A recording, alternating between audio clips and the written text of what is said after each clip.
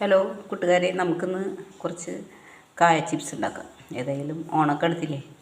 ഓണത്തിന് എത്ര ആഘോഷമില്ലെന്ന് പറഞ്ഞാലും ഇതൊക്കെ കുറച്ച് ഉണ്ടാക്കിയില്ലെങ്കിൽ ഒരു വിഷമല്ലേ. അപ്പോൾ നമുക്ക് കുറച്ച് ഇത് ചെറിയ കായ ഉണ്ടാ, നേന്ത്രക്കായ തന്നെയാണ്, വലിപ്പം കുറവണമെന്നുള്ളൂ.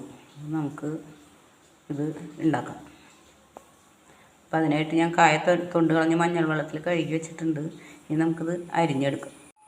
കായ അരിഞ്ഞുകൊണ്ടിരിക്കുകയാണ്.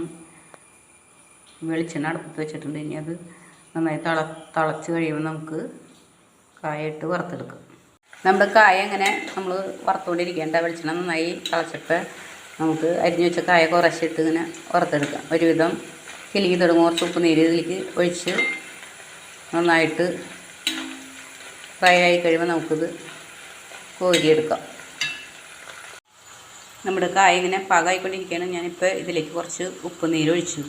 കുറച്ച് നേരം കൂടി കഴിഞ്ഞാൽ നമുക്കിത് കോരിയെടുക്കാം. നമ്മുടെ കായ വറുത്തത് ഇവിടെ റെഡി ആയിട്ടുണ്ട്. എല്ലാവരും ഇപ്പോൾ അധികം വിലയൊന്നുമില്ല കായ്ക്ക്, വാങ്ങിച്ച് ഓണത്തിന് കടകളിൽ നിന്നും വാങ്ങാതെ വീട്ടിൽ തന്നെ വറുത്ത് നോക്കുക. നമ്മുടെ കായ വറുത്തത് അങ്ങനെ ഭരണിയിലായിട്ടുണ്ട്.